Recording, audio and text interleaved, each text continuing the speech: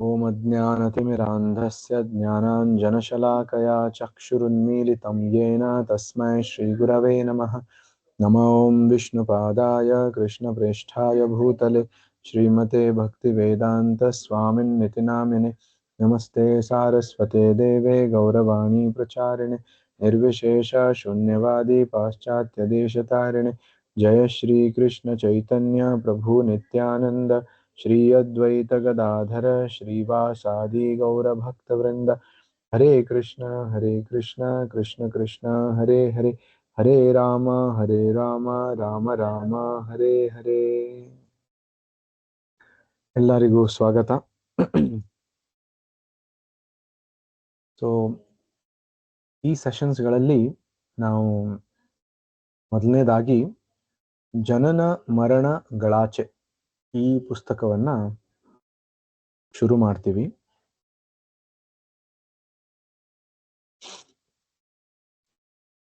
ಕೆಲವೊಂದು ಸಮಸ್ಯೆಗಳು ಇರೋದ್ರಿಂದ ನಾನು ಇದನ್ನ ಡಿಸ್ಪ್ಲೇ ಮಾಡ್ಲಿಕ್ಕೆ ಆಗ್ತಿಲ್ಲ. ನೆಕ್ಸ್ಟ್ ಕ್ಲಾಸಿಂದ ಇಲ್ಲಿ ಡಿಸ್ಪ್ಲೇನೂ ಇರುತ್ತೆ. ಇವಾಗ ನಾನು ಒಬ್ಬನೇ ಓದ್ತೀನಿ.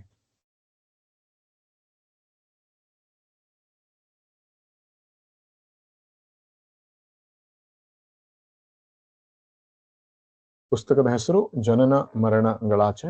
ಇದರ ಆಥರ್ ಶ್ರೀಮದ್ ಎ.ಸಿ. ಭಕ್ತಿವೇದಾಂತ ಸ್ವಾಮಿ ಪ್ರಭುಪಾದರು, ಅಂತಾರಾಷ್ಟ್ರೀಯ ಕೃಷ್ಣ ಪ್ರಜ್ಞಾ ಸಂಘದ ಸಂಸ್ಥಾಪಕ ಆಚಾರ್ಯರು.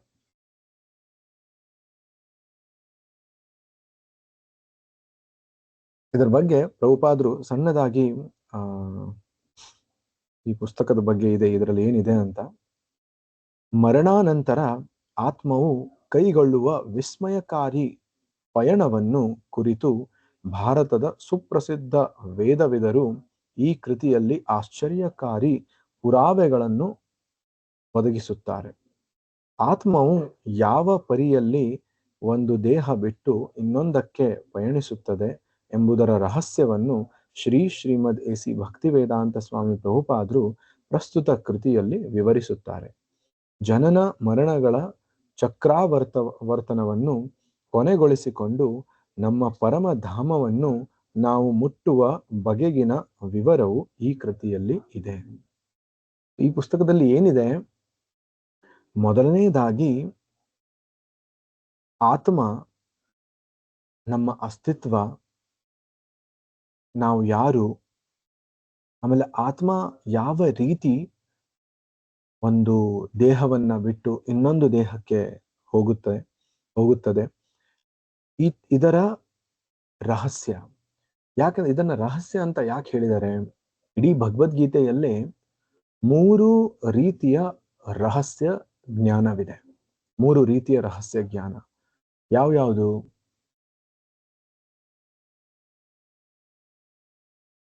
ಇದರಲ್ಲಿ ಭಗವದ್ಗೀತೆಯಲ್ಲಿ ಗುಹ್ಯತರ ಮತ್ತೆ ಗುಹ್ಯತಮ, ಈ 3 ರೀತಿಯ ರಹಸ್ಯ ಜ್ಞಾನಗಳು. ಕಾನ್ಫಿಡೆನ್ಷಿಯಲ್, ಮೋರ್ ಕಾನ್ಫಿಡೆನ್ಷಿಯಲ್ ಮತ್ತೆ ಮೋಸ್ಟ್ ಕಾನ್ಫಿಡೆನ್ಷಿಯಲ್ ಅಂತ. ಗುಹ್ಯ ಅಂದ್ರೆ ಗೌಪ್ಯವಾದದ್ದು, ಯಾರಿಗೂ ಗೊತ್ತು ಇಲ್ಲದೆ ಇರುವಂತಹದ್ದು. ಎಷ್ಟೋ ಜನ ಬಹಳಷ್ಟು ಅವರ ಜೀವನದಲ್ಲಿ ಬಹಳಷ್ಟನ್ನ ಅವರು ಗೌಪ್ಯವಾಗಿ ಇಟ್ಕೋತಾರೆ. ಅದು ಎಲ್ಲರಿಗೂ ಗೊತ್ತಿರೋದಿಲ್ಲ. ಅವರ ಹತ್ತಿರದ ಅವರ ರಿಲೇಟಿವ್ಸ್ ಆಯ್ತು, ಸಂಬಂಧಿಕರಾಯ್ತು ಅಥವಾ ಫ್ರೆಂಡ್ಸ್ ಆಯ್ತು, ಅವರಿಗೆ ಮಾತ್ರ ಗೊತ್ತಿರ್ತದೆ. ಇನ್ನೂ ಕೆಲವೊಂದು ತುಂಬಾ ಗೌಪ್ಯವಾಗಿರ್ತವೆ, ಅದು ಅವರ ಮಿತ್ರರಿಗೂ ಗೊತ್ತಿರಲ್ಲ ಮತ್ತೆ ಅವರ ಸಂಬಂಧಿಕರಿಗೂ ಕೂಡ ಗೊತ್ತಿರುವುದಿಲ್ಲ. ಅವರು ಆ ಸೀಕ್ರೆಟ್ ಅನ್ನ ಯಾರ ಜೊತೆ ಹಂಚ್ಕೊಂಡಿರುವುದಿಲ್ಲ. ಈ ರೀತಿ. ಸೊ ಈ ರೀತಿ ನಮ್ಮ ಸುತ್ತಮುತ್ತ ಕೂಡ ನಾವು ನೋಡ್ತೀವಿ. ಬಹಳಷ್ಟು ರೀತಿಯಲ್ಲಿ ನಾವು ಗೌಪ್ಯವನ್ನ ಮೇಂಟೈನ್ ಮಾಡ್ತೀವಿ, ಸೀಕ್ರೆಸಿಯನ್ನ ಮೇಂಟೈನ್ ಮಾಡ್ತೀವಿ. ಭಗವದ್ಗೀತೆಯಲ್ಲಿ ಭಗವಂತ ಕೂಡ ಹೇಳ್ತಾನೆ, ಕೃಷ್ಣ ಅವನು ಕೊಡುವಂತಹ ಜ್ಞಾನ ಇದೊಂದು ಗೌಪ್ಯ ಜ್ಞಾನ ಅಂತ, ಇದೊಂದು ಗುಹ್ಯ ಜ್ಞಾನ ಅಂತ, ಸೀಕ್ರೆಟ್ ನಾಲೆಜ್ ಅಂತ. ಹೀಗಿದು ಸೀಕ್ರೆಟ್? ಯಾರೋ ಕೇಳ್ಬಹುದು, ಎಲ್ಲಾ ಭಗವದ್ಗೀತೆಯಲ್ಲಿ ಓಪನ್ ಆಗಿ ಎಲ್ಲ ಬರ್ದಿದ್ದಾರೆ, ಅದ್ರಲ್ಲಿ ಏನ್ ಸೀಕ್ರೆಟ್ ಉಳಿತು ಅಂತ. ಇಲ್ಲ, ಅದನ್ನ ಓದಿದ್ರೂ ಕೂಡ ಎಷ್ಟೋ ಜನರಿಗೆ ಈ ಭಗವದ್ಗೀತೆ ಅರ್ಥ ಆಗೋದಿಲ್ಲ. ಯಾಕಂದ್ರೆ ಕೃಷ್ಣ ಅದಕ್ಕೂ ಕೂಡ ಆ ಅರ್ಹತೆ. ಭಗವದ್ಗೀತೆಯ ಈ ಗೌಪ್ಯ ಜ್ಞಾನವನ್ನ, ಗುಹ್ಯವಾದಂತಹ ಜ್ಞಾನವನ್ನ ಅರ್ಥ ಮಾಡ್ಕೋಬೇಕಂದ್ರೆ ನಮಗೆ ಏನು ಕ್ವಾಲಿಫಿಕೇಶನ್ ಬೇಕು, ನಮಗೆ ಎಂತಹ ಅರ್ಹತೆ ಬೇಕು, ಇದನ್ನ ಕೂಡ ಕೃಷ್ಣ ಹೇಳ್ತಾನೆ. ಸೊ ಆ ಅರ್ಹತೆಯನ್ನ ಪಡ್ಕೊಂಡು ಯಾರು ಭಗವದ್ಗೀತೆನ ಓದ್ತಾರೋ ಅವರಿಗೆ ಈ ಗುಹ್ಯ ಜ್ಞಾನದ ಅರಿವು ಆಗುತ್ತೆ. ಯಾರು ಆ ಅರ್ಹತೆ ಪಡೆದಿರೋದಿಲ್ವೋ ಅವರಿಗೆ ಗುಹ್ಯ ಜ್ಞಾನ ಏನು ಅಂತ ಗೊತ್ತಾಗುದಿಲ್ಲ. ಅವರು ನೂರಾರು ಜನ್ಮಗಳ ಕಾಲ ಕೂಡ ಭಗವದ್ಗೀತೆಯನ್ನು ಓದಿದ್ರೂ ಕೂಡ ಅವರಿಗೆ ಸಾಕ್ಷಾತ್ಕಾರ ಆಗುವುದಿಲ್ಲ, ಭಗವತ್ ಸಾಕ್ಷಾತ್ಕಾರ ಆಗುವುದಿಲ್ಲ, ಅವರು ಭಗವದ್ ಧಾಮಕ್ಕೂ ಕೂಡ ಹೋಗುವುದಿಲ್ಲ.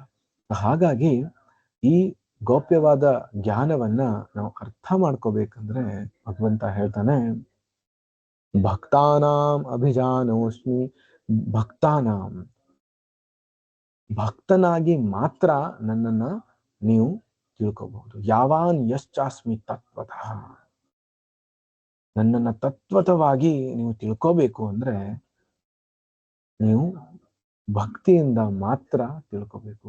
ಅರ್ಜುನಿಗೂ ಕೂಡ ಹೇಳ್ತಾನೆ, ನಿನಗೆ ನಿನ್ನ ಮುಂದೆ ನಾನು ಈ ಭಗವದ್ಗೀತೆಯನ್ನ ಹೇಳ್ತಾ ಇದ್ದೀನಿ, ಯಾಕಂದ್ರೆ you are my friend and devotee.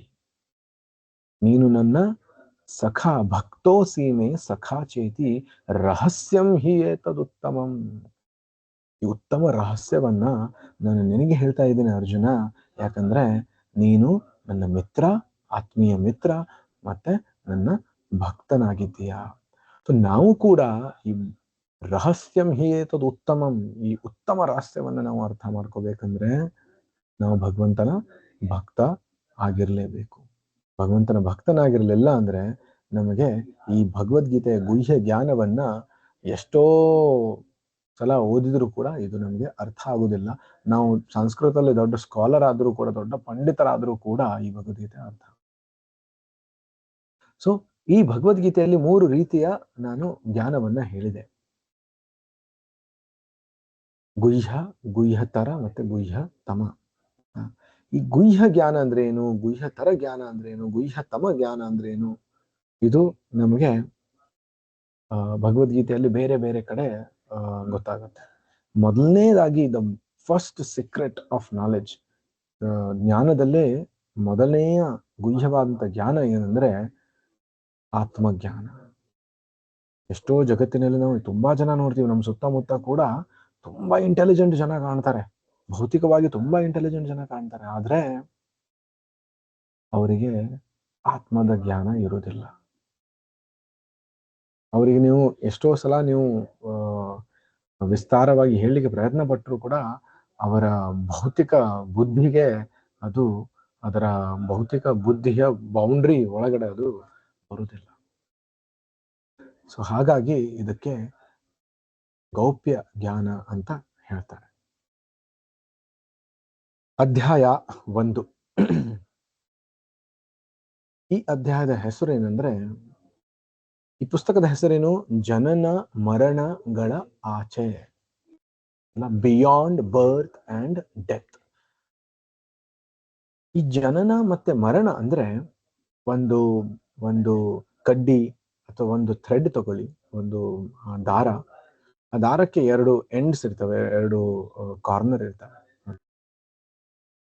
So ಅದರ one end is birth, other end is death. ಆ ದಾರದ ಅಥವಾ ಒಂದು ಕಟ್ಟಿಗೆ ತಗೊಂಡ್ರೆ ಅದರ ಒಂದು ಕೊನೆ ಇದು ನಮ್ಮ ಜನ್ಮ, ಮತ್ತೆ ಇನ್ನೊಂದು ಎಂಡ್ ನಮ್ಮ ಮರಣ. ಈಗ ಪ್ರಭುಪಾದರು ಈ ಪುಸ್ತಕವನ್ನ ಜನನ ಮರಣಗಳ ಆಚೆ ಅಂತ ಯಾಕೆ ಇಟ್ಟಿದ್ದಾರೆ? ಯಾಕಂದ್ರೆ ಈ ಜನನ ಮರಣಗಳ ಮಧ್ಯದಲ್ಲಿ ನಮ್ಮ ಹತ್ರ ಏನು ಸಮಯ ಇದೆಯೋ, ಈ ಸಮಯದಲ್ಲಿ ನಾವು ಈ ಗೌಪ್ಯ ಜ್ಞಾನವನ್ನ, ಭಗವದ್ಗೀತೆಯ ಗುಹ್ಯವಾದಂತಹ ಜ್ಞಾನವನ್ನ ಅರ್ಥ ಮಾಡಿಕೊಂಡು ಭಗವದ್ಧಾಮಕ್ಕೆ ಮರಳಿ ಹೋಗಿಲ್ಲ ಅಂದ್ರೆ ಜನನ ಮತ್ತೆ ಮರಣ, ಮರಣ ಆದ್ಮೇಲೆ ಇನ್ನೊಂದು ಜನ್ಮ, ಅಲ್ಲಿ ಮತ್ತೆ ಮರಣ, ಇನ್ನೊಂದು ಜನ್ಮ, ಮತ್ತೆ ಮರಣ, ಈ cycle of repeated birth and death, ಜನ್ಮ ಮೃತ್ಯುವಿನ ಚಕ್ರ ನಡೀತಾ ಇರ್ತದೆ. ಪುನರಪಿ ಜನನಂ ಪುನರಪಿ ಮರಣಂ ಪುನರಪಿ ಜನನಿ ಜಠರೇ ಶಯನಂ. ಶಂಕರಾಚಾರ್ಯರು ಹೇಳ್ತಾರೆ ಇದನ್ನ. ಮತ್ತೆ ಮತ್ತೆ ಜೀವಿ ಹುಟ್ಟತಾನೆ, ಮತ್ತೆ ಮತ್ತೆ ಸಾಯ್ತಾನೆ, ಮತ್ತೆ ಮತ್ತೆ ಹುಟ್ಟತಾನೆ, ಮತ್ತೆ ಮತ್ತೆ ಸಾಯ್ತಾನೆ, ಮತ್ತೆ ಮತ್ತೆ ಯಾವುದೋ ಹೊಸ ತಾಯಿ ಗರ್ಭದಲ್ಲಿ ಮಲಗ್ತಾನೆ. ಸೊ ಇದು ನಾವು ಈ ಜ್ಞಾನವನ್ನ ಅರ್ಥ ಮಾಡ್ಕೊಳ್ಳಿಲ್ಲ ಅಂದ್ರೆ ನಾವು ಇಲ್ಲೇ ಉಳಿತೀವಿ. ಯಾರು ಈ ಜ್ಞಾನವನ್ನ ಅರ್ಥ ಮಾಡ್ಕೋತಾರೆ ಅವರು ಜನನ ಮರಣದ ಈ ಚಕ್ರದಿಂದ ಆಚೆ ಹೋಗ್ತಾರೆ, ಮತ್ತೆ ತಮ್ಮ ನಿಜವಾದ ಸ್ಥಾನದಲ್ಲಿ ಅವರು ನೆಲೆಸ್ತಾರೆ. ನಮ್ಮ ನಿಜವಾದ ಸ್ಥಾನ ಯಾವುದು? ಭಗವಂತನ ಧಾಮ, ಗೋಲೋಕ, ವೃಂದಾವನ. ಸೊ ನಾವು ಅಲ್ಲಿ ಹೋಗಿ ನೆಲೆಸ್ಬೇಕಂದ್ರೆ ನಾವು ಜನನ ಮರಣಗಳಿಂದ ಆಚೆ ಬರಬೇಕು. ಸೊ ಮೊದಲನೇ ಅಧ್ಯಾಯದ ಹೆಸರು ನಾವು ನಮ್ಮ ದೇಹಗಳಲ್ಲ.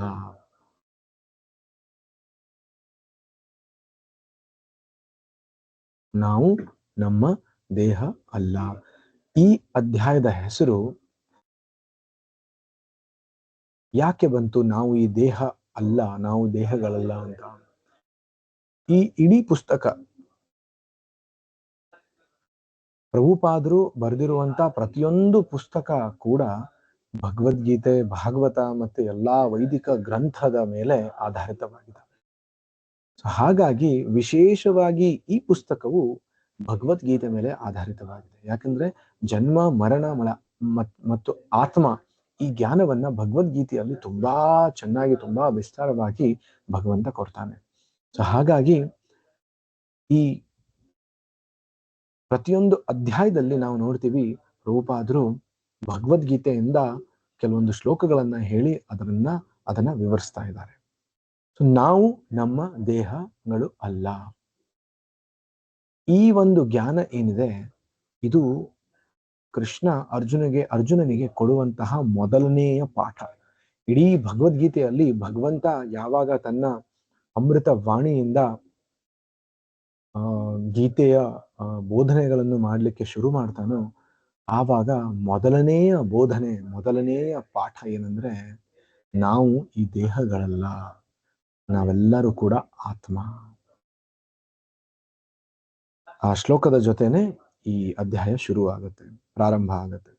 ದೇಹಿ ನಿತ್ಯಂ ಅವಧ್ಯೋಯಂ ದೇಹೇ ಸರ್ವಸ್ಯ ಭಾರತ ತಸ್ಮಾತ್ ಸರ್ವಾಣಿ ಭೂತಾನಿ ನತ್ವಂ ಶೋಚಿತುಮರ್ಹಸಿ. ಭಗವದ್ಗೀತೆ 2ನೇ ಅಧ್ಯಾಯದಲ್ಲಿ ಕೃಷ್ಣ ಅರ್ಜುನಿಗೆ ಹೇಳ್ತಾನೆ, ಹೇ ಭರತ ವಂಶಜನೇ, ದೇಹವಾಸಿಯಾದವನು ನಿರಂತರ. ದೇಹವಾಸಿಯಾದವನು. ಈಗ ನಾವೊಂದು ಜಾಗಕ್ಕೆ ಹೋಗ್ತೀವಿ, ಯಾರಾದ್ರೂ ಯಾವುದೋ ಒಂದು ಊರಲ್ಲಿ ನೆಲೆಸಿದ್ದಾರೆ ಅಂದ್ರೆ, ಈಗ ಮಥುರಾದಲ್ಲಿ ಕೆಲವರು ಹೋಗಿ ನೆಲೆಸಿದ್ದಾರೆ ಅಂತ, ನಿಮ್ಮ ಒಬ್ಬ ಮಿತ್ರರು ಮಥುರಾದಲ್ಲಿ ಹೋಗಿ ನೆಲೆಸಿದ್ದಾರೆ ಅಂತ ಹೇಳಿ, ಅವ್ರಿಗೆ ಏನಂತೀವಿ? ಅವನು ಮಥುರಾವಾಸಿ ಆಗಿದ್ದಾನೆ, ಅಂದ್ರೆ ಮಥುರಾದಲ್ಲಿ ವಾಸಿಸುತ್ತಾ ಇದ್ದಾನೆ. ಅದೇ ರೀತಿ ಇಲ್ಲಿ ಹೇಳ್ತಾ ಇದ್ದಾರೆ, ಭಗವಂತ ಹೇಳ್ತಾ ಇದ್ದಾನೆ, ಹೇ ಭರತ ವಂಶಜನೇ, ಹೇ ಭರತ ವಂಶದಲ್ಲಿ ಹುಟ್ಟಿದವನೇ, ದೇಹವಾಸಿಯಾದವನು, ಈ ದೇಹದಲ್ಲಿ ವಾಸ ಮಾಡುವನು, ಅವನು ನಿರಂತರ. ದೇಹಿ ನಿತ್ಯಂ. ದೇಹ ಅಂದ್ರೆ ಈ ಶರೀರ, ದೇಹಿ ಅಂದ್ರೆ ಶರೀರದ ಒಳಗಡೆ ಇರುವವನು. ಯಾರು? ಆತ್ಮ. ಸೊ ದೇಹಿ ನಿತ್ಯ. ಈ ದೇಹಿ ನಿತ್ಯ, ಆದ್ರೆ ದೇಹ ನಿತ್ಯ ಅಲ್ಲ, ಶರೀರ ನಿತ್ಯ ಅಲ್ಲ. ಶರೀರಿಣಃ ಅಂದ್ರೆ ಶರೀರದಲ್ಲಿ ಒಳಗಡೆ ಇರುವವನು, ಅವನು ನಿತ್ಯ. ಆತ್ಮ ಶಾಶ್ವತ. ಅವಧ್ಯೋಯಂ, ಅವನನ್ನು ವಧಿಸುವುದು ಎಂದಿಗೂ ಕೂಡ ಸಾಧ್ಯ ಇಲ್ಲ. ಆತ್ಮಕ್ಕೆ ಯಾವತ್ತೂ ಕೂಡ ಜನ್ಮ ಇಲ್ಲ, ಅದಕ್ಕೆ ಮರಣನೂ ಇಲ್ಲ. ಇವೆಲ್ಲ ಗುಣಗಳನ್ನ ಮುಂದೆ ಕೃಷ್ಣ ಹೇಳ್ತಾನೆ. ಆದ್ದರಿಂದ ನೀನು ಯಾವ ಜೀವಿಗಾಗಿಯೂ ಶೋಕ ಪಡಬೇಕಾಗಿಲ್ಲ. ಅರ್ಜುನ ಯುದ್ಧ ಭೂಮಿಗೆ ಬಂದಾಗ ನಾನು ಎರಡೂ ಕೌರವ ಮತ್ತೆ ಪಾಂಡವ ಇವೆರಡೂ ಸೈನ್ಯವನ್ನ ನಾನು ಚೆನ್ನಾಗಿ ನೋಡ್ಬೇಕು ಅಂತ ಆಸೆ ಪಟ್ಟು ಕೃಷ್ಣನಿಗೆ ಹೇಳ್ತಾನೆ, ಎರಡೂ ಸೈನ್ಯಗಳ ಮಧ್ಯ ನನ್ನ ರಥವನ್ನ ಸ್ಥಾಪಿಸು ಅಂತ, ರಥವನ್ನ ತೆಗೆದುಕೊಂಡು ಹೋಗು ಅಂತ. ಅವಾಗ ಕೃಷ್ಣ ಯಾವಾಗ ರಥವನ್ನ ತೆಗೆದುಕೊಂಡು ಎರಡೂ ಸೈನ್ಯಗಳ ಮಧ್ಯೆ ಹೋಗ್ತಾನೋ, ಅವಾಗ ಅರ್ಜುನ ತನ್ನೆಲ್ಲಾ ಸಂಬಂಧಿಕರನ್ನ ತನ್ನ ವಿರುದ್ಧವಾಗಿ ನಿಂತಿರುವುದನ್ನ ನೋಡಿ ತುಂಬಾ ಶೋಕ ಪಡ್ತಾನೆ, ತುಂಬಾ ದುಃಖ ಪಡ್ತಾನೆ. ಅವನ ಮೈಯೆಲ್ಲ ನಡುಗುತ್ತದೆ. ಅವನ ಅವನ ಎಲ್ಲ ಕೂದಲು, ಮೈಯಲ್ಲಿರುವಂತಹ ಕೂದಲು, the hairs stand on end. ಮತ್ತೆ ಅವನ ಕಣ್ಣಲ್ಲಿ ಅಶ್ರುವಿನ ಧಾರೆ ಶುರು ಆಗುತ್ತೆ. ಈ ರೀತಿ ಅರ್ಜುನ ಕೊನೆಗೆ ಹೇಳ್ತಾನೆ, ಈ ತರ ನನ್ನ ಮುಂದೆ ನಿಂತ್ಕೊಂಡವರು, ನನ್ನ ಜೊತೆ ಯುದ್ಧ ಮಾಡಿ ಉತ್ಸಾಹದಿಂದ ಯುದ್ಧ ಮಾಡಬೇಕು ಅಂತ ನಿಂತ್ಕೊಂಡವರು ನನ್ನ ಸಂಬಂಧಿಕರೇ, ನನ್ನ ಬಾಂಧವರು, ನನ್ನ ಮಿತ್ರರು, ನನ್ನ ಕಾಕಂದಿರು, ಈ ರೀತಿ ಎಲ್ಲರೂ ಕೂಡ ನಿಂತ್ಕೊಂಡಿರುವಾಗ ನನಗೆ ಇವರನ್ನ ಕೊಲ್ಲಲಿಕ್ಕೆ, ನನ್ನ ಕೈಯಲ್ಲಿ ಇವ್ರ ಜೊತೆ ಯುದ್ಧ ಮಾಡಲಿಕ್ಕೆ, ಇವ್ರ ಮೇಲೆ ನಾನು ಶಸ್ತ್ರ ಪ್ರಹಾರ ಮಾಡಲಿಕ್ಕೆ ನನಗೆ ಆಗದು ಕೃಷ್ಣ, ಆಗದು ಗೋವಿಂದ ಅಂತ ಹೇಳಿ ತನ್ನ ಗಾಂಡೀವ ಧನುಷ್ಯವನ್ನ ಕೆಳಗಡೆ ಬಿಟ್ಟು ಕುತ್ಕೊಂಡ್ ಬಿಡ್ತಾನೆ. ನಾನು ಯುದ್ಧ ಮಾಡಲ್ಲ, ನಾನು ಭಿಕ್ಷೆ ಬೇಡಿ ಬೇಕಾದ್ರೆ ನಾನು ತಿಂತೀನಿ, ಆದ್ರೆ ನಾನು ಯುದ್ಧ ಮಾಡಲ್ಲ ಅಂತ ಕೃಷ್ಣನಿಗೆ ಹೇಳ್ತಾನೆ. ನಂತರ ಕೃಷ್ಣ ಅರ್ಜುನನಿಗೆ ಈ ಬೋಧನೆಯನ್ನ ಕೊಡೋದು. ಅರ್ಜುನ ಶೋಕ ಪಡ್ತಾ ಇದ್ದ, ಏನಕ್ಕೆ? ನಾನು ನನ್ನ ಸಂಬಂಧಿಕರನ್ನ ಕೊಲ್ಲಬೇಕು ಅಂತ. ಸಂಬಂಧಿಕರನ್ನ ಕೊಲ್ಲುವುದಂದ್ರೆ ಏನು? ಅವರೆಲ್ಲರ ದೇಹಗಳನ್ನ ಕೊಲ್ಲುವುದು. ಅದಕ್ಕೋಸ್ಕರ ಕೃಷ್ಣ ಇಲ್ಲಿ ಹೇಳ್ತಾ ಇದ್ದಾನೆ, ತಸ್ಮಾತ್ ಸರ್ವಾಣಿ ಭೂತಾನಿ ನತ್ವಂ ಶೋಚಿತು ಅರ್ಹಸಿ. ಆದ್ದರಿಂದ ನೀನು ಯಾವ ಜೀವಿಗಾಗಿಯೂ ಶೋಕ ಪಡಬೇಕಾಗಿಲ್ಲ. ಪ್ರತಿಯೊಂದು ಜೀವಿಯು ಆತ್ಮ, ಮತ್ತೆ ಆತ್ಮ ಯಾವಾಗ್ಲೂ ಶಾಶ್ವತ. ಅದಕ್ಕೆ ಯಾವತ್ತೂ ಸಾವು ಇಲ್ಲ, ಅದಕ್ಕೆ ಯಾವತ್ತೂ ಜನ್ಮವೂ ಇಲ್ಲ, ಮರಣನೂ ಇಲ್ಲ. ಯಾರು ಕೂಡ ಅದನ್ನ ವಧಿಸಲಿಕ್ಕೆ, ಕೊಲ್ಲಲಿಕ್ಕೆ ಸಾಧ್ಯ ಆಗುವುದಿಲ್ಲ. ಹಾಗಾಗಿ ನೀನು ಯಾವ ಜೀವಿಗಾಗಿಯೂ ಶೋಕ ಪಡಬೇಕಾಗಿಲ್ಲ. ರೂಪಾದ್ರೆ ಹೇಳ್ತಾರೆ, ತಾನು ತನ್ನ ದೇಹಕ್ಕಿಂತ ಭಿನ್ನ ವ್ಯಕ್ತಿತ್ವ ಉಳ್ಳವನು ಎಂಬ ಅರಿವು ವ್ಯಕ್ತಿಯಲ್ಲಿ ಮೂಡುವುದು ಆತ್ಮ ಸಾಕ್ಷಾತ್ಕಾರದತ್ತ ಇಡುವ ಮೊದಲ ಹೆಜ್ಜೆ ಆಗುತ್ತದೆ. ನಾನು ಈ ದೇಹಕ್ಕಿಂತ ಭಿನ್ನ ಎಂದು ಅರ್ಥ ಮಾಡ್ಕೊಳ್ಳೋದು ಆತ್ಮ ಸಾಕ್ಷಾತ್ಕಾರದಲ್ಲಿ ಮೊದಲನೆಯ ಹೆಜ್ಜೆ. ನಾವು ನಮ್ಮದೇ ಜೀವನವನ್ನ ನೋಡ್ಲಿಕ್ಕೆ, ಇದನ್ನ ಅರ್ಥ ಮಾಡ್ಕೊಳ್ಳಿಕ್ಕೆ ನಮಗೆ ಯಾವುದೋ ಒಂದು ದೊಡ್ಡ ಶಾಸ್ತ್ರ ಗ್ರಂಥ ಬೇಕಾಗಿಲ್ಲ. ನಮ್ಮ ಜೀವನವನ್ನೇ ನಾವು ಹಿಂದಿನ ಕೆಲವೊಂದು ಡಿಕೇಡ್ಸ್ಗಳನ್ನ, ದಶಕಗಳನ್ನ ನೋಡ್ತಾ ಇದ್ರೆ ನಮಗೆ ಅರ್ಥ ಆಗುತ್ತೆ. ಹೇಗೆ ನಾವು ಒಂದು ಸಣ್ಣ ಕೂಸು, ಸಣ್ಣ ಪಾಪುವಾಗಿ ಹುಟ್ಟಿದ್ದು, ಆ ದೇಹದಲ್ಲಿ ಕೂಡ ನಾನೇ ಇದ್ದೆ. ಆ ದೇಹ ಬೆಳಿತಾ ಬೆಳಿತಾ ದೊಡ್ಡದಾಯ್ತು, ಬಾಲ್ಯಾವಸ್ಥಕ್ಕೆ ಬಂತು, ಕೌಮಾರಾವಸ್ಥಕ್ಕೆ ಬಂತು, ಪೌಗಂಡ ಅವಸ್ಥೆಗೆ ಬಂತು, ಯೌವನಾವಸ್ಥೆಗೆ ಬಂತು, ಕಿಶೋರಾವಸ್ಥೆಗೆ ಬಂತು.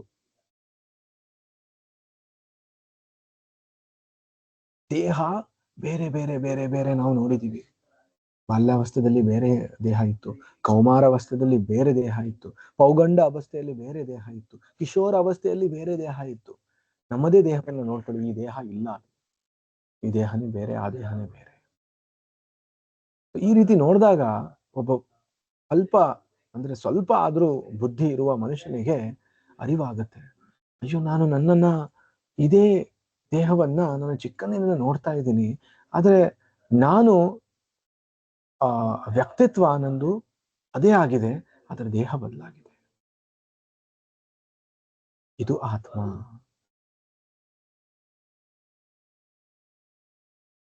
ಸೊ ತಾನು ತನ್ನ ದೇಹಕ್ಕಿಂತ ಭಿನ್ನ ವ್ಯಕ್ತಿತ್ವ ಉಳ್ಳವನು ಎಂಬ ಅರಿವು ವ್ಯಕ್ತಿಯಲ್ಲಿ ಮೂಡುವುದು ಆತ್ಮ ಸಾಕ್ಷಾತ್ಕಾರದ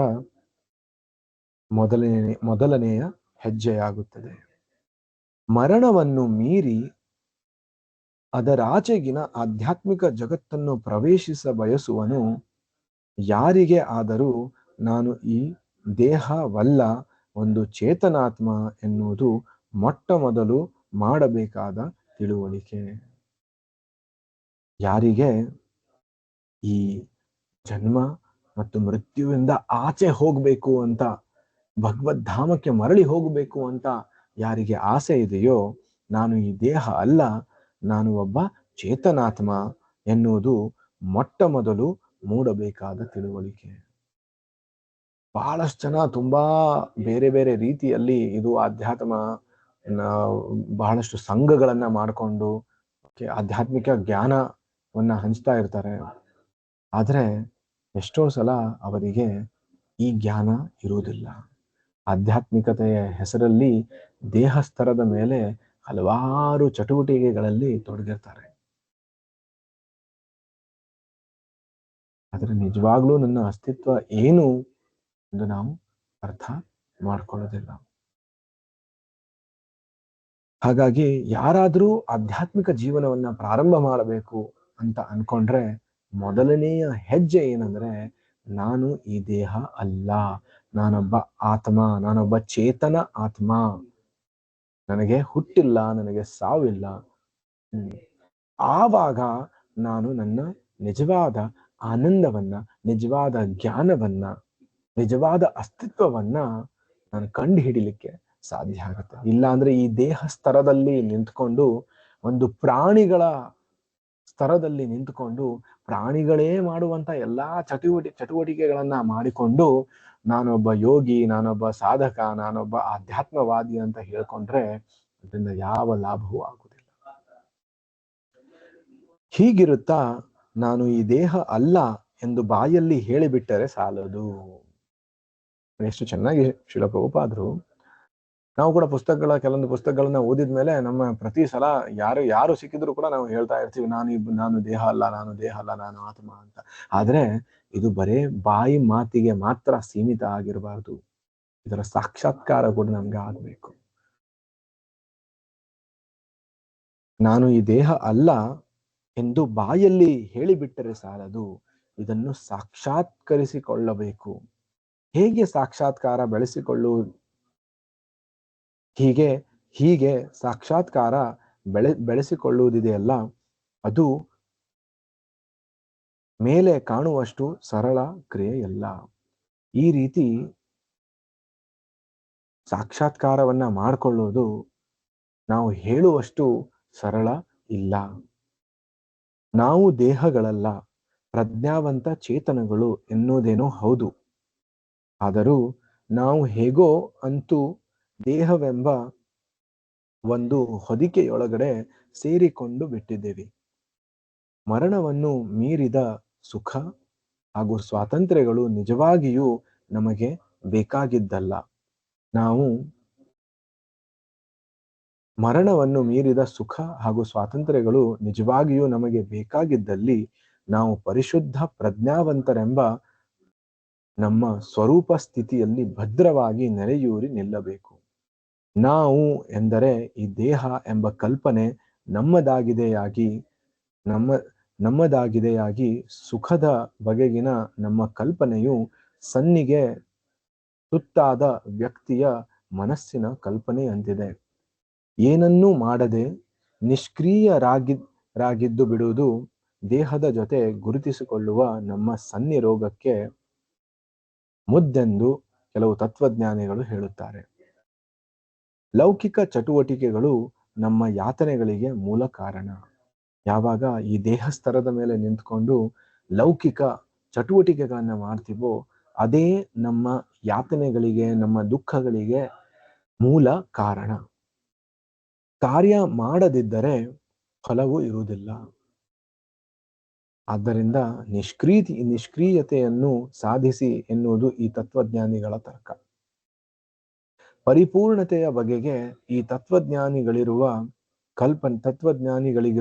ಕಲ್ಪನೆಯು ಒಂದು ರೀತಿಯಲ್ಲಿ ಬೌದ್ಧರ ನಿರ್ವಾಣ ಅಕ್ರಿಯತೆಯಲ್ಲಿ ಮುಗಿಯುತ್ತದೆ.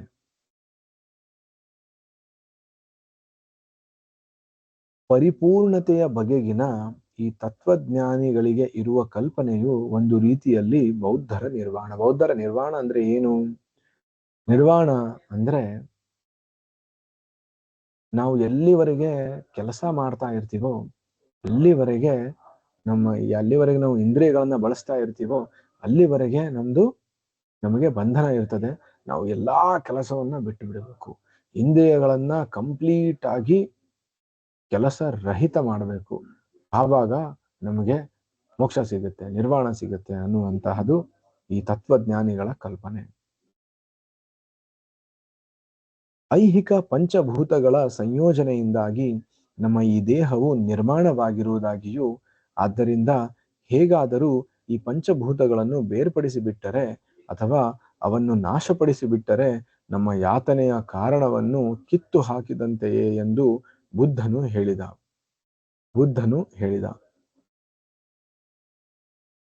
ನಮ್ಮ ಎಲ್ಲಾ ದುಃಖಗಳಿಗೆ ಕಾರಣ ಏನು? ಎಲ್ಲಾ ದುಃಖಗಳಿಗೆ ಕಾರಣ ಈ ದೇಹ. ಹಾಗಾಗಿ ಈ ದೇಹವನ್ನೇ ನಾಶ ಮಾಡಿಬಿಟ್ರೆ ಎಲ್ಲಾ ದುಃಖಗಳು ನಾಶ ಆಗ್ತವೆ ಎನ್ನುವಂಥದ್ದು ಈ ನಿರ್ವಾಣ ಅನ್ನುವಂತಹ ಇದರ ಒಂದು ತತ್ವದ ಒಂದು ಬೋಧನೆ. ಇದನ್ನ ಬೋಧಿಸಿದವರು ಬುದ್ಧ.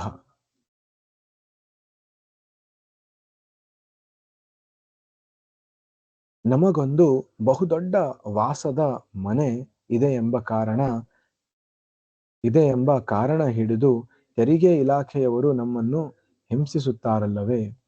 ಆಗ ಕಂದಾಯ ಇಲಾಖೆಯವರ ಕಾಟ ತಪ್ಪಿಸಿಕೊಳ್ಳಲು ಆ ಮನೆಯನ್ನೇ ನಾಶ ಮಾಡಿಬಿಡುವುದು ಒಂದು ಸುಲಭ ಮಾರ್ಗ ಆಗೋದೆ. ದೊಡ್ಡ ಮನೆ ಇದೆ, ಅದಕ್ಕೋಸ್ಕರ ಹೌಸ್ ಟ್ಯಾಕ್ಸ್ ಕಲೆಕ್ಟ್ ಮಾಡ್ಲಿಕ್ಕೆ ಅಂತ ಬರ್ತಾರೆ ಅಂತ ಆ ಮನೆನೇ ಧ್ವಂಸ ಮಾಡಿಬಿಡೋದು, ನಾಶ ಮಾಡೋದು ಬುದ್ಧಿವಂತಿಕೆ ಅಲ್ಲ ಎಂದು ಶ್ರೀಲ ಪ್ರಭುಪಾದರಲ್ಲಿ ಹೇಳ್ತಾರೆ. ಈಗ ಈ ದೇಹ ಇದೆ, ಅದಕ್ಕೋಸ್ಕರ ದೇಹದ ಚಟುವಟಿಕೆಗಳು ನಡೀತಾವೆ, ಇಂದ್ರಿಯ ಇದ್ದಾವೆ, ಅದಕ್ಕೋಸ್ಕರ ಇಂದ್ರಿಯಗಳು ಕೆಲಸ ಮಾಡ್ತವೆ, ಇಂದ್ರಿಯಗಳು ಕೆಲಸ ಮಾಡಿದಾಗ ಬಂಧನಕ್ಕೆ ಒಳಗಾಗ್ತೀವಿ. ಹಾಗಂತ ಇಂದ್ರಿಯಗಳನ್ನೇ, ದೇಹವನ್ನೇ ಕಂಪ್ಲೀಟ್ ಆಗಿ ನಾಶ ಮಾಡೋದು ಬುದ್ಧಿವಂತಿಕೆ ಅಲ್ಲ. ನಮ್ಮ ಈ ದೇಹವೇ ಸರ್ವಸ್ವವೂ ಅಲ್ಲ ಎಂಬುದನ್ನು ಭಗವದ್ಗೀತೆಯು ತಿಳಿಸಿಕೊಡುತ್ತದೆ. ಹಾಗಂತ ದೇಹನೇ ಸರ್ವಸ್ವ ಎಂದು ಅರ್ಥ ಮಾಡ್ಕೋಬಾರ್ದು. ಐಹಿಕ ಪಂಚಭೂತಗಳ ಸಂಯೋಜನೆಯಿಂದ ಆಗಿರುವ ದೇಹವನ್ನು ಮೀರಿ ಚೇತನವಿದೆ ಮತ್ತು ನಮಗಿರುವ ಪ್ರಜ್ಞೆಯೇ ಆ ಚೇತನದ ಕುರುಹು. ಈಗ ನಾವು ಆತ್ಮ, ನಮ್ಮ ನಿಜವಾದ ಅಸ್ತಿತ್ವ ಆತ್ಮ ಎಂದು ನಮಗೆ ಹೇಗೆ ಗೊತ್ತಾಗುತ್ತೆ? ನಮ್ಮ ದೇಹದಲ್ಲಿ ಇರುವಂತಹ ಪ್ರಜ್ಞೆ, ಇದು consciousness is the symptom of the soul. ಪ್ರಜ್ಞೆ ಅಂದ್ರೆ ಏನು? ಆತ್ಮದ ಲಕ್ಷಣ. ಪ್ರಜ್ಞೆ ಅನ್ನೋದು ಆತ್ಮದ ಒಂದು ಲಕ್ಷಣ. ಆತ್ಮ ಇಲ್ಲ ಅಂದ್ರೆ ದೇಹದಲ್ಲಿ ಪ್ರಜ್ಞೆ ಇರುವುದಿಲ್ಲ. ಒಬ್ಬ ಮನುಷ್ಯ, ಜೀವಂತ ಮನುಷ್ಯನ ದೇಹ ಮತ್ತೆ ಸತ್ತ ಮನುಷ್ಯನ ದೇಹದಲ್ಲಿ ಏನು ವ್ಯತ್ಯಾಸ? ಒಂದು ಜೀವಂತ ದೇಹ ಮತ್ತೆ ಸತ್ತ ದೇಹದ ಮಧ್ಯದಲ್ಲಿ ಏನು ವ್ಯತ್ಯಾಸ? ವ್ಯತ್ಯಾಸ ಇರುವುದು ಪ್ರಜ್ಞೆಯಲ್ಲಿ. ಜೀವಂತ ದೇಹದಲ್ಲಿ ಪ್ರಜ್ಞೆ ಇರುತ್ತದೆ, ಮೃತ ದೇಹದಲ್ಲಿ ಪ್ರಜ್ಞೆ ಇರುವುದಿಲ್ಲ. ಈಗ ಪ್ರಜ್ಞೆ ಇರುವುದಕ್ಕೆ, ಇಲ್ಲದೆ ಇರುವುದಕ್ಕೆ ಏನು ಕಾರಣ? ಆತ್ಮ. ಯಾವ ದೇಹದಲ್ಲಿ ಆತ್ಮ ಇನ್ನೂ ಉಳಿದಿದೆಯೋ ಆ ದೇಹದಲ್ಲಿ ಪ್ರಜ್ಞೆ ಇರುತ್ತದೆ. ಯಾವ ದೇಹದಲ್ಲಿ ಆತ್ಮ ದೇಹವನ್ನ ಬಿಟ್ಟು ಹೋಗಿದಾನೋ ಆ ದೇಹದಲ್ಲಿ ಪ್ರಜ್ಞೆ ಇರುವುದಿಲ್ಲ. ಪ್ರಜ್ಞೆ ಅನ್ನೋದು ಆತ್ಮದ ಒಂದು ಲಕ್ಷಣ.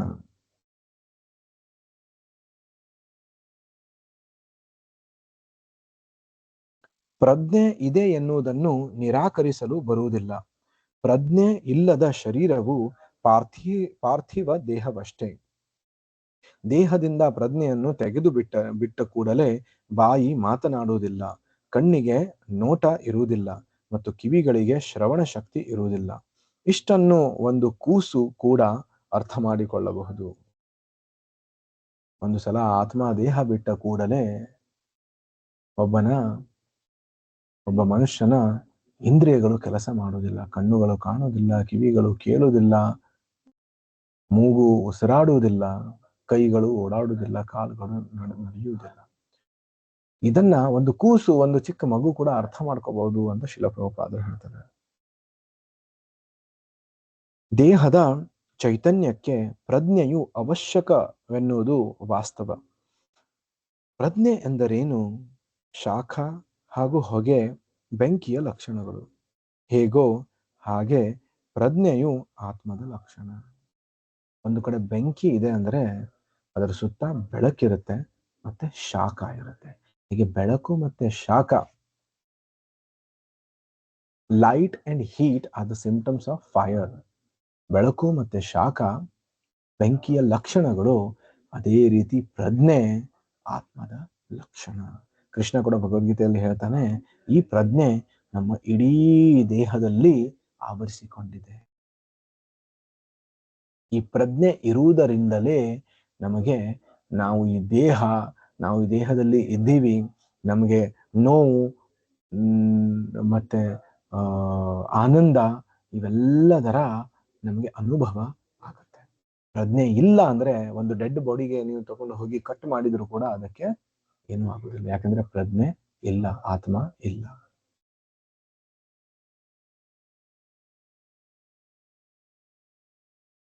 ಆತ್ಮವು ತನ್ನ ಶಕ್ತಿಯನ್ನು ಪ್ರಜ್ಞೆಯ ರೂಪದಲ್ಲಿ ಉತ್ಪಾದಿಸುತ್ತದೆ. ಪ್ರಜ್ಞೆ ಅಂದ್ರೇನು? ಇನ್ನೊಂದು ಆತ್ಮದ ಶಕ್ತಿ. ಆತ್ಮವಿದೆ ಎನ್ನುವುದನ್ನು ವಾಸ್ತವವಾಗಿ ಪ್ರಜ್ಞೆಯು ರುಜುವಾತು ಮಾಡುತ್ತದೆ. ಇದು ಕೇವಲ ಭಗವದ್ಗೀತೆಯು ಮಾತ್ರ ಹೇಳುವ ಮಾತಲ್ಲ, ಸಕಲ ವೇದ ಶಾಸ್ತ್ರಗಳ ಮಾತು ಇದೇ ಆಗಿದೆ. ಬರೇ ಭಗವದ್ಗೀತೆಯಲ್ಲಿ ಅಷ್ಟೇ ಇದನ್ನು ನೋಡಲ್ಲ, ಎಲ್ಲಾ ಉಪನಿಷತ್ತುಗಳಲ್ಲಿ, ಎಲ್ಲಾ ಪುರಾಣಗಳಲ್ಲಿ, ಎಲ್ಲಾ ವೇದ ಶಾಸ್ತ್ರಗಳಲ್ಲಿ ಇದನ್ನ ನಾವು ನೋಡ್ತೀವಿ. ಏನು? ನಾವು ಆತ್ಮ ಮತ್ತೆ ನಾವು ಈ ದೇಹ ಅಲ್ಲ. ಶಂಕರಾಚಾರ್ಯರ ಸಿದ್ಧಾಂತವು ಹಾಗೆಯೇ ಶ್ರೀಕೃಷ್ಣನಿಂದ ಪ್ರಾರಂಭವಾಗುವ ಗುರು ಪರಂಪರೆಯಲ್ಲಿ ಬರುವ ಎಲ್ಲಾ ಗುರುಗಳು ಆತ್ಮದ ಇರುವಿಕೆಯನ್ನು ಒಪ್ಪುತ್ತಾರೆ. ಆದರೆ ಬೌದ್ಧ ಧರ್ಮ ಪ್ರತಿಪಾದಕರು ಆತ್ಮದ ಅಸ್ತಿತ್ವವನ್ನು ನಿರಾಕರಿಸುತ್ತಾರೆ. ಒಂದು ನಿರ್ದಿಷ್ಟ ಘಟ್ಟದಲ್ಲಿ ಜಡವು ಪ್ರಜ್ಞೆಯನ್ನು ಉತ್ಪಾದಿಸುತ್ತದೆ ಎನ್ನುವುದು ಬೌದ್ಧರ ವಾದ. ಒಂದು ನಿರ್ದಿಷ್ಟ ಸಮಯದಲ್ಲಿ, ಒಂದು ಘಟ್ಟದಲ್ಲಿ ದೇಹವೇ ಪ್ರಜ್ಞೆಯನ್ನ ಹುಟ್ಟಿಸುತ್ತದೆ. ಜಡ ಅಂದ್ರೆ ನಾನ್ ಮೂವಿಂಗ್ ಬೀಯಿಂಗ್ಸ್, ಪ್ರಜ್ಞೆ ಇಲ್ಲದೆ ಇರುವಂತಹ ವಸ್ತುಗಳಿಂದ ಪ್ರಜ್ಞೆ ಹುಟ್ಟುತ್ತೆ ಅಂತ ಬೌದ್ಧರ ವಾದ. ಆದರೆ ಈ ವಾದ ನಿಲ್ಲುವುದಿಲ್ಲ, ಏಕೆಂದರೆ ಜಡದ ಮೂಲ ಘಟಕ ವಸ್ತುಗಳು ನಮ್ಮಲ್ಲಿವೆ ಎಂದಿಟ್ಟುಕೊಂಡರೂ ಅವುಗಳನ್ನು ಬೆರೆಸಿ ನಾವು ಪ್ರಜ್ಞೆಯನ್ನು ಸ್ಪಷ್ಟಿಸಲಾರೆವು. ಜಡ ವಸ್ತುಗಳು ಹಲವಾರಿದಾವಂತ ಅನ್ಕೊಳ್ಳಿ. ಇವಾಗಿನ ವಿಜ್ಞಾನಿಗಳು ಕೂಡ ಇದನ್ನೇ ಹೇಳೋದು, life is combination of different chemical ಅಂತ ಹೇಳ್ತಾರೆ. ಬಹಳಷ್ಟು ರಸಾಯನಗಳು ಸೇರಿ ಜೀವನ ಉತ್ಪತ್ತಿ ಆಯಿತು ಅಂತ. ಶಿಲ ಪ್ರಭುಪಾದರವರಿಗೆ ಓಪನ್ ಚಾಲೆಂಜ್ ಕೊಡ್ತಾರೆ, ನಾನು ನಿಮ್ಗೆ ಎಲ್ಲಾ ರಸಾಯನಗಳನ್ನ ಕೊಡ್ತೀನಿ, ಎಲ್ಲಾ ಕೆಮಿಕಲ್ಸ್ ಅನ್ನ ಕೊಡ್ತೀನಿ, ಒಂದು ಜೀವಿಯನ್ನ ಸೃಷ್ಟಿ ಮಾಡಿ ತೋರಿಸಿ. ಪ್ರಭುಪಾದ ಹೇಳ್ತಾರೆ, ಇಷ್ಟು ದೊಡ್ಡ ಮಾತನಾಡುವಂತ ವಿಜ್ಞಾನಿಗಳು ಒಂದು ಹುಳ, ಒಂದು ಮೊಸ್ಕಿಟೋ, ಈ ಮೊಸ್ಕಿಟೋ ಅಥವಾ ಒಂದು ಹುಳದ ದೇಹ ಕೂಡ ಸೃಷ್ಟಿಸಲಿಕ್ಕೆ ಅವರಿಗೆ ಸಾಧ್ಯ. ಅದರಲ್ಲಿ ಅವರು ವಾದ ಮಾಡ್ತಾರೆ, ಆತ್ಮ ಅಥವಾ ಪ್ರಜ್ಞೆ ಬರುವುದು ರಸಾಯನಗಳ ಒಂದು ಸಂಯೋಗದಿಂದ ಅಂತ.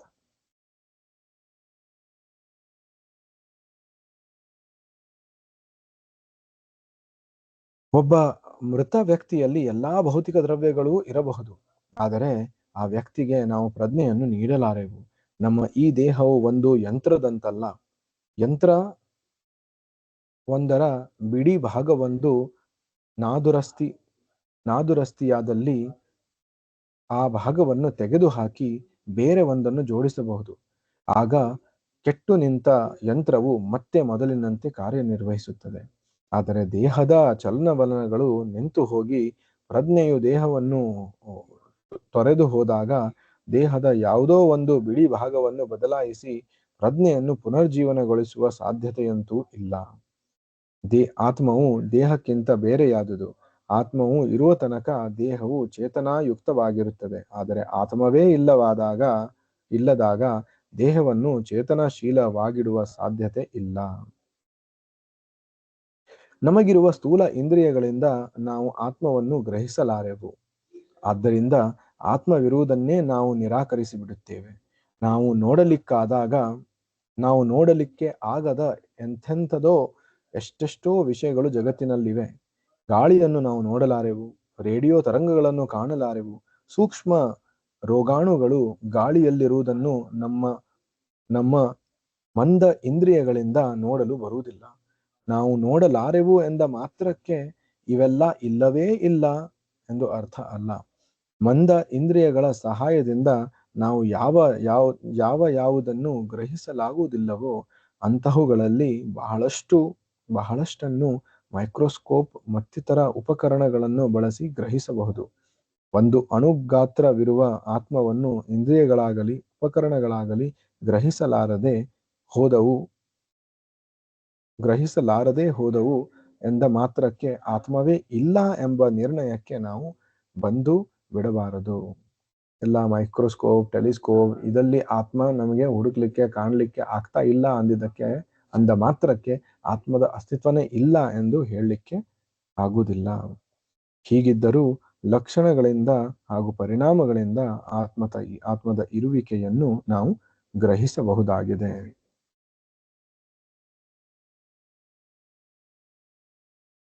ಈ 3ನೇ ಪೇಜಲ್ಲಿ ಮುಕ್ತಾಯ ಮಾಡೋಣ. 4ನೇ ಪೇಜಿಂದ ನಾಳೆ ನೆಕ್ಸ್ಟ್ ಕ್ಲಾಸಿಂದ ಪ್ರಾರಂಭ ಮಾಡೋಣ. ಎಲ್ಲರಿಗೂ ಕೂಡ ಧನ್ಯವಾದಗಳು. ಹರೇ ಕೃಷ್ಣ. ಶ್ರೀಲ ಪ್ರಭುಪಾದ ಕಿ ಜಯ.